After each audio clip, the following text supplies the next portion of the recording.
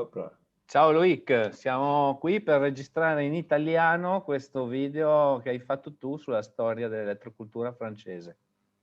Salut Andrea, salut tout le monde. Un plaisir voilà, de faire cette vidéo en italien sur l'histoire de l'électroculture. Alors je vais juste introduire et pas trop développer. L'histoire de l'électroculture, comme on le disait à l'époque, c'était une révolution dans l'agriculture et on va voir tout au long de cette vidéo l'histoire à partir du siècle des Lumières jusqu'à aujourd'hui. Perfetto, la storia dell'elettrocultura, come vedete, passerà attraverso molteplici tecnologie e applicazioni e quindi vi racconteremo tutta questa rivoluzione che c'è stata nell'agricoltura dal 1850 in avanti. Voilà, on voit que de 1745 à 1910, il y a eu plus de 450 chercheurs qui ont œuvré dans le sujet. Dal 1745 al 1910 più di 450 scienziati si sono occupati di elettrocultura. En France, en Belgique, en Allemagne, aux États-Unis, en Grande-Bretagne, en Hongrie, en Italie, en Russie, etc. Francia, Belgio, Germania, Stati Uniti, Gran Bretagna e tantissime località, anche l'Italia, la Repubblica Ceca. Voilà, on commence ce périple avec une première phrase que je vais te laisser lire, Andrea. Quindi questa frase ci dice che noi siamo obbligati a creare in qualche modo delle nuove scienze e l'elettricità vegetale deve essere considerata tutti i suoi rapporti, principalmente in relazione a quello che tiene la grande elettricità all'atmosfera ed è troppo poco conosciuta e quindi bisogna svilupparla per poter coltivare. Ouais, ce qui est intéressant là, c'est qu'il nous parle du fait de cultiver l'atmosphère. C'est vrai qu'on a l'habitude de cultiver la Terre et là on nous dit on va cultiver l'électricité de l'atmosphère pour aider à faire pousser les plantes. Quello che è interessante è proprio l'idea di coltivare l'energia che c'è nell'atmosfera, di catturare questa energia per migliorare le proprietà del suolo. Di solito si lavora molto sul suolo, invece in questo caso è buffa e particolare questa idea dell'atmosfera. Voilà, c'est l'abbé Bertholon qui nous dit ça aux environs de 1780 avec son livre De l'électricité des végétaux. Questo è l'abate Berthelon che nel 1780 ci dice appunto questo tipo di conoscenza nel suo libro dell'elettricità dei vegetali, è uno dei primi che troviamo storici. Voilà, c'est un ouvrage où il traite de l'électricité de l'atmosphère sur les plantes, de leurs effets sur l'économie des végétaux et de leurs vertus médicaux et nutritivo-électriques. Et déjà à l'époque, il captait l'électricité de l'atmosphère pour aider à faire grandir les végétaux. Avec là, on voit un électrovégétomètre et les appareils développés à cette époque. Quindi gli strumenti sviluppati da Abate Berthelon sono questi strumenti, antenne che catturavano l'energia e già lui segnalava gli aumenti dei raccolti, gli aumenti delle proprietà organolettiche dei vegetali. Et là, on le voit sur un ponton, il électrifie l'eau et avec cette eau électrifiée, il va arroser les végétaux. Un altro aspetto interessante, sempre nel suo libro, è di quest'acqua elettrificata, un'acqua informata, con la quale addirittura si potevano innaffiare le piante, gli alberi da frutta per migliorare i raccolti. On continue avec un autre chercheur qui nous dit ce qui est écrit là. Ci racconta questo nuovo ricercatore che era troppo osare pretendere che l'elettricità dell'atmosfera dispersa nell'aria fosse così utile e necessaria per la crescita delle piante. E questo è frate Paulin, Frère Paulin. Le frère Paulin. E quindi vedete che già nel 1896 documenta e scrive questo libro che parla proprio e documenta tutto nell'istituto agricolo della sua zona. Et dans ce livre, on y voit le géomagnétifère du frère Paulin, donc une fameuse antenne de 12 à 20 mètres de haut. Et ici, on a 50 mètres à peu près, 50 mètres et 50 mètres. Questo è il geomagnetifero del frate Paulin, è una grande pertica con un'antenna enorme di 12,50 metri e come vedete copre una zona di 50 metri più o meno e lì sono stati fatti tantissimi test. Et les journaux de l'époque, ils nous disent, le génie civil, là, c'est un des journaux de l'époque, on en trouve beaucoup sur le sujet, il nous dit carrément, il montre le géomagnétifère, que le succès autour du géomagnétifère, parler de tous les succès qu'ils ont eus serait trop long, en fait. Et du coup, il nous donne, j'ai récupéré ici quelques-uns des réussites, hein, quelques-unes des grands nombres de réussites qui existent sur le sujet. Qui esistono molti articoli che Loic ha recuperato e quindi racconta proprio delle performance, dei risultati di questa farina, per esempio, che era molto più ricca di fecola, piuttosto che delle parti nutrizionali, più zucchero, più gradi alcolici, quindi miglioramento delle qualità dei prodotti su varie riviste dell'epoca. Voilà, ils nous disent que la vigne est meilleure, la résistance est meilleure, les plantes sont plus grandes. Vraiment, l'effet de la captation de l'électricité atmosphérique à l'époque a une influence sur les végétaux et aide les végétaux à grandir. On voit même là avec un bulletin du syndicat viticole de la Côte d'Ijonaise qui nous dit aussi que les résultats obtenus sont brillants, les résultats obtenus par le géomagnétifère. Quindi risultati ottimi, risultati di miglioramento della qualità, della resistenza, della vitalità. Questo addirittura un bollettino del sindacato di viticoltura di Dijon e qui grande testimonianza ulteriore con articoli storici. Voilà, donc c'était bien connu à l'époque. Et quand on cherche dans les bibliothèques nationales numériques les documents numérisés, on en trouve tout un tas. En fait, là, c'en est un autre de Camille Babst sur l'électricité agricole. Questo è un ulteriore documento sull'elettricità agricola di Camille Babst. Voilà, qu'on retrouve sur la la Biblioteca Bibliothèque Gallica. nationale. Voilà, et on continue au travers de cette histoire de l'évolution, on trouve Carl Selim Lemstrom qui a beaucoup étudié les aurores boréales. Ecco, troviamo poi nel 1885 Carl Selim Lemstrom che aveva studiato in particolare l'effetto delle aurore boreali. Donc les aurores boréales, lui, il a découvert que les arbres qui poussaient mieux lors des fortes éruptions solaires, hein, en étudiant la dendrochronologie, l'étude des cernes des arbres, il a découvert des liens entre l'influence des ondes électromagnétiques sur les plantes Ha et la studiato croissance. praticamente l'effetto delle aurore boreali, delle tempeste solari sulla crescita degli alberi, analizzando proprio la crescita a livello anche, come vedete da questa foto, dei vari livelli di crescita con i cerchi famosi concentrici che rappresentano la vita degli alberi.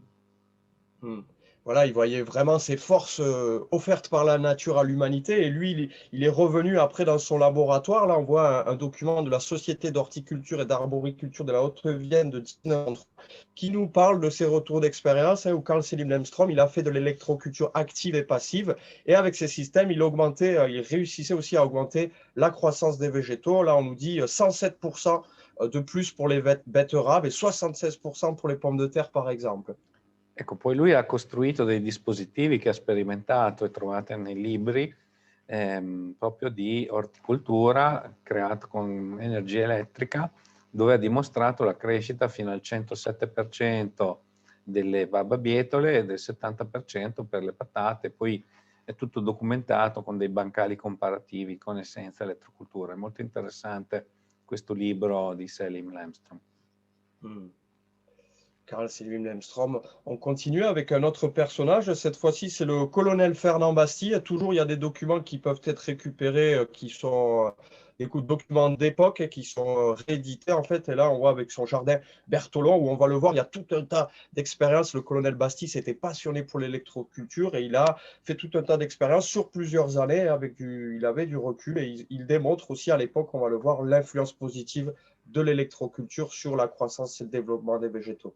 Questa è l'esperienza del colonnello Fernand Bastille, di cui è possibile trovare anche questo libro di Essai d'Electroculture di Talma e aveva creato addirittura, come vedete da questo disegno, tutta una serie di bancali comparativi ed era un grande appassionato di elettrocultura, ha documentato tutte le sperimentazioni nel suo cammino per moltissimi anni.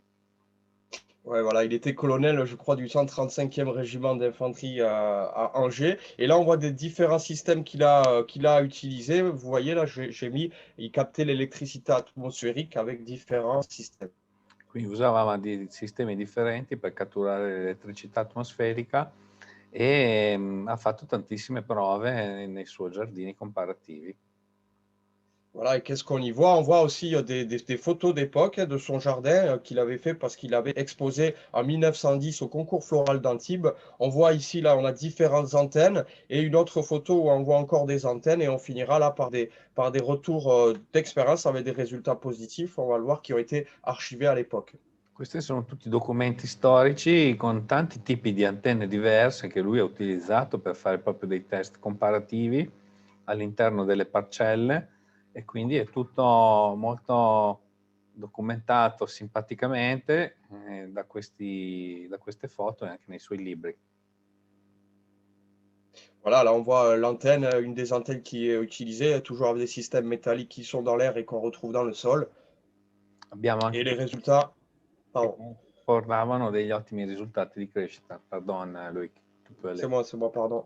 Et là, du coup, on voit, du coup, c'est des résultats qui sont condensés. On remarque bien, là, qu'est-ce qu'il y a? Il y a la date de semence, les plantes soumises aux appareils et les plantes témoins.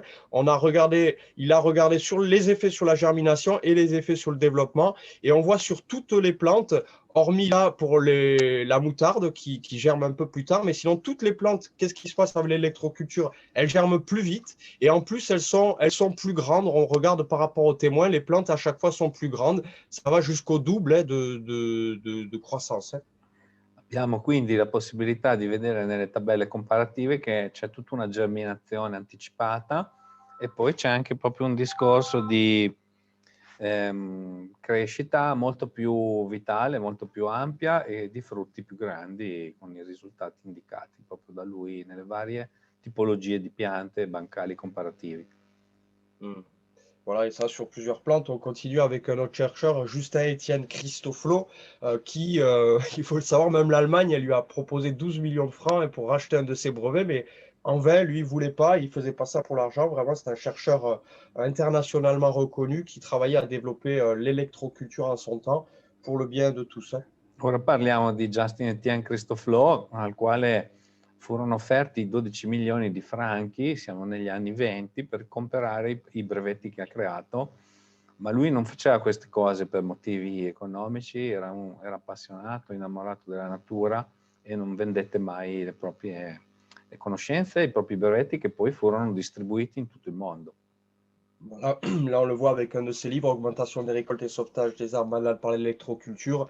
Il était quand même décoré à l'époque chevalier de l'Ordre du mérite agricole. Il était membre de la Société des savants et des inventeurs de France. C'était un grand personnage qui a beaucoup œuvré dans l'électroculture. Lui è stato il papà dell'elettrocultura su scala industriale e ha scritto anche questi libri che possiamo trovare, quindi dell'aumento dei raccolti grazie anche al salvataggio degli alberi con l'elettrocultura e ha ricevuto tantissimi riconoscimenti, quindi cavaliere merito dell'agricoltura, medaglia d'oro della Società per l'Industria Nazionale, membro della Società degli Inventori, quindi era una persona di altissimo spessore. Voilà, et qu'est-ce que. On a des documents, vous pouvez voir la page Facebook Justin Etienne Christoflo ou ce livre aussi, si ça vous intéresse. Questo è anche un altro libro disponibile in francese, ma anche in italiano adesso, e la pagina Facebook di Justin Etienne Christoflo, dove potete vedere degli articoli interessanti dell'epoca. Voilà. Et comme on le disait, il était à l'international et développé. On le voit avec ces deux documents. Un qui a été retrouvé avec des membres des Chinois et là un autre document découvert en Australie. Questi sono altri due esempi di come la sua tecnologia venne distribuita a livello internazionale, quindi a destra un libretto trovato a Canberra in Australia, a sinistra una cartolina di un cliente, di un'installazione eseguita in Cina. Mm.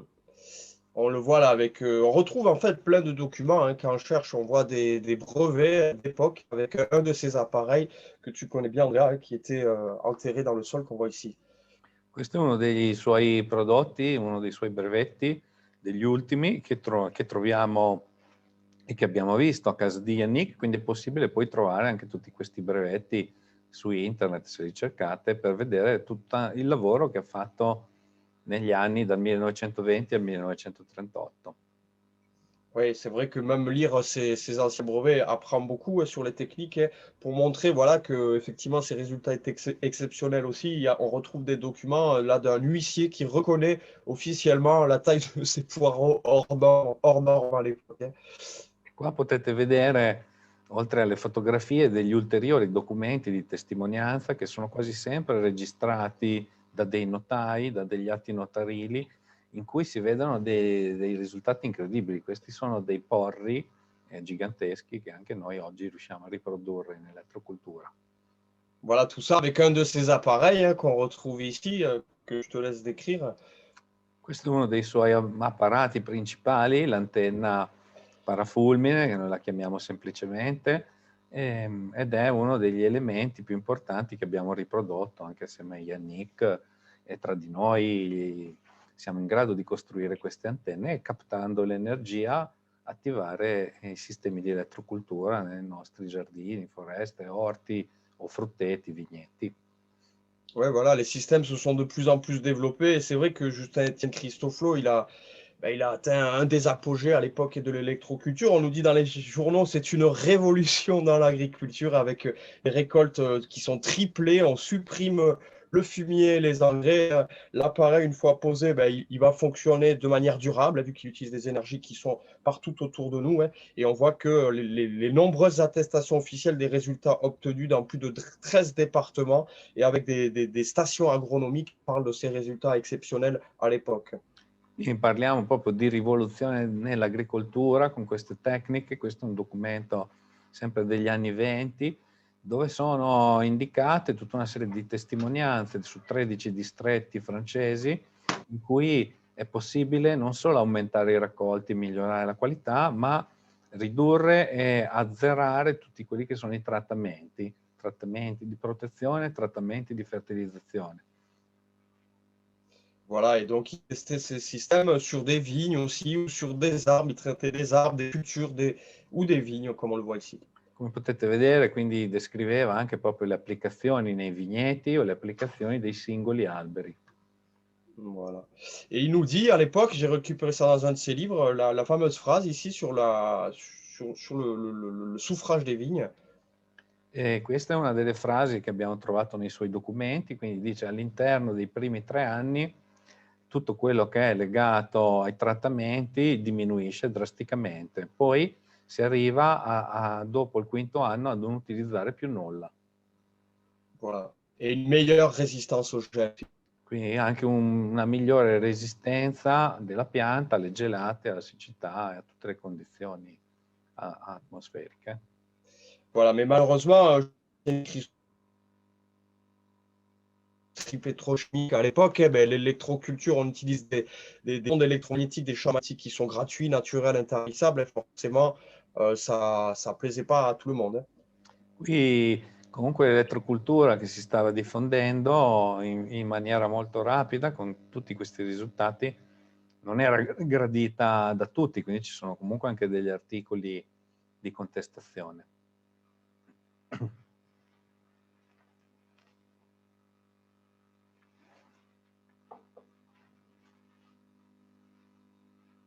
Allora, Luic, tu è là?